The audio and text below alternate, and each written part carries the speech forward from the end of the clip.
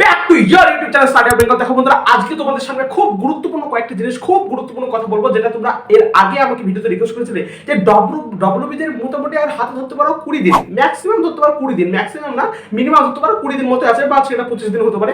তো এই ডব্লিউবিতে 20 দিনকে আমরা কিভাবে প্রপারলি কাজে লাগাতে পারবো সেটা তোমাদেরকে আমি আজকে বলবো। দেখো, ভিডিও শুরু করার আগে বলি, তোমরা বলবা ভাই তুমি কি, তোমার কথা শুনবো, তুমি কি ডব্লিউবিসি টপার বা তুমি ডব্লিউবিসি ট্র্যাক করে বসেছো?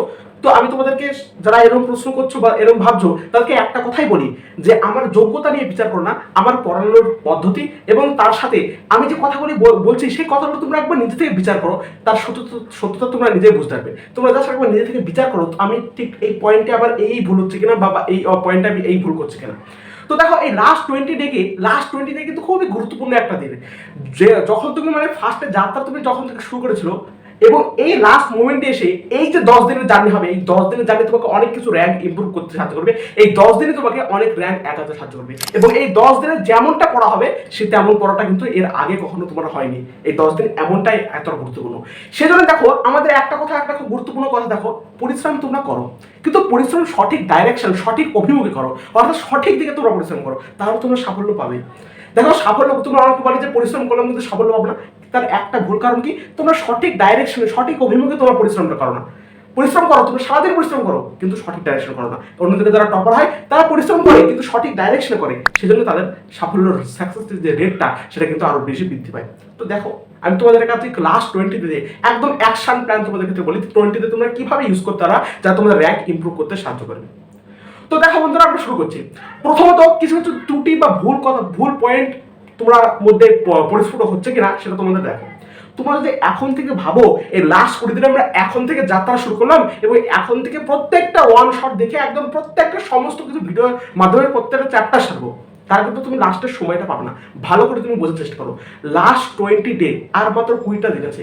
সেই 20টা দিনে তুমি যদি প্রথম থেকে আবার থিওরি পড়ার মাধ্যমে তুমি যদি সিলেবাসকে শেষ করার চেষ্টা করো, তাহলে তোমার কিন্তু সেক্ষেত্রে কোনো লাভ হবে না। তারপর আমি বারবার বলি, ডব্লিউবিসি জেইমেনের মূল উদ্দেশ্য হচ্ছে কোশ্চেন প্র্যাকটিস। কোশ্চেন প্র্যাকটিস তুমি যতদিন না করতে পারবা, নিজে যতদিন পর্যন্ত কোশ্চেন প্র্যাকটিস না করতে পারবা, নিজে খাতায় প্রশ্ন দেখার সাথে যতদিন তুমি প্র্যাকটিস না করতে পারবা, যত তুমি মক টেস্ট না দিতে পারবা, ততদিন তোমাদের রেজাল্ট তৈরি হবে না।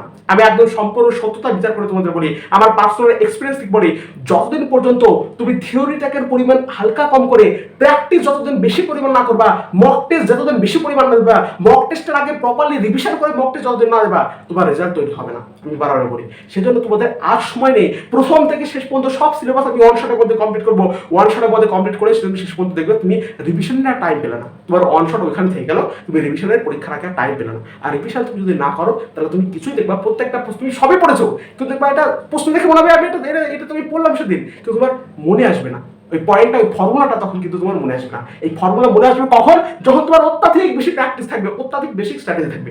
কিন্তু এখন অত্যাধিক বেশি প্র্যাকটিস বা কি করে করবো যদি আমাদের বেসিক কনসেপ্ট ক্লিয়ার না থাকে, সেটা তো বলেন। তো দেখো, আমি তোমাদের মেনলি দুটো পয়েন্ট আমি তোমাদের কাছে বলি, ঠিক আছে? অত্যন্ত বেশি গরম, আমি অত্যন্ত ঘেমে যাচ্ছি।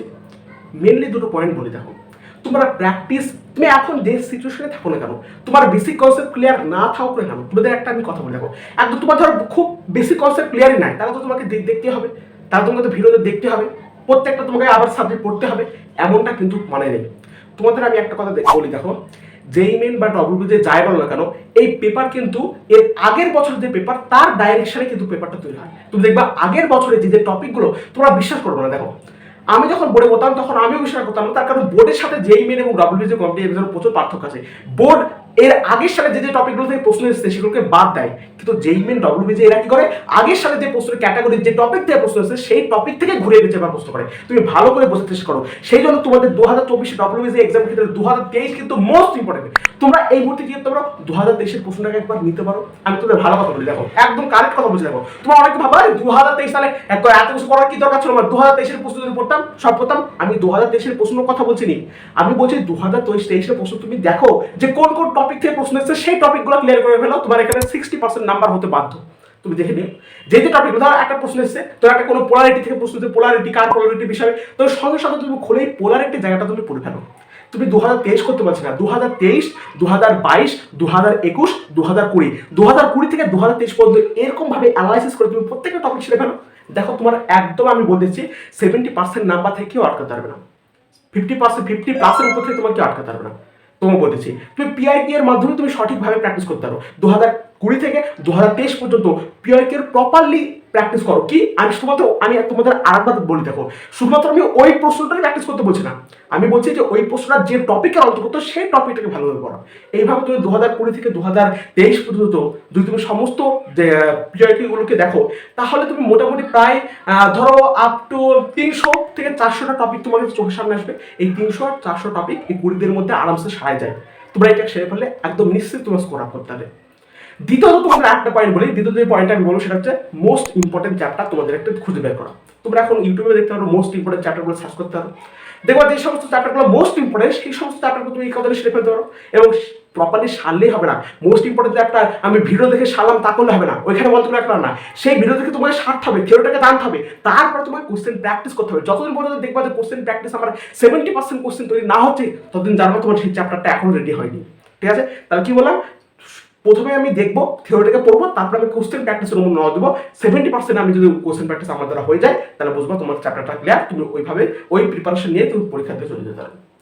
এবার তোমরা একটা কথা বলবা, আরে তাহলে আমরা বেসিক যদি না পড়ি তাহলে আমরা প্রশ্নই পাবো কি করি? আমি তো তোমাদের ওই কথাটাই বললাম, তোমাদের তো বেসিক পড়ানোর জন্য তো বললাম যে পিআইকে 2020 থেকে 2023 পর্যন্ত তুমি জাস্ট প্রশ্নগুলো দেখো। যদি বলে দেখো হাইড্রোজেন বন্ডিং কার কত বেশি, তাহলে সঙ্গে সঙ্গে ইউটিউবে গিয়ে সার্চ করো হাইড্রোজেন বন্ডিং, দেখো হাইড্রোজেন বন্ডিং একটা যে কোনো একটা ভিডিও আসবে। এবার হাইড্রোজেন বন্ডিং ভিডিওটা দেখে নাও, শিখে নাও, খাতা লিখে নাও। এইভাবে প্রত্যেকটা টপিক যদি ক্লিয়ার করো, তোমার নিশ্চিত তুমি স্কোর আপ করবে। এর আগের ভিডিওতে আমাকে একদম রিকোয়েস্ট করেছিল, হয়তো তুমি বুঝতে পারলে, এবং তোমাদের কোনো যদি প্রশ্ন থাকে তাহলে আমাকে অবশ্যই নিচে কমেন্ট করতে পারো। এবং হ্যাঁ ভাই, এত গরমের মধ্যে ভিডিও করছি, একটা সাবস্ক্রাইব তো করাই যায় না। Thank you.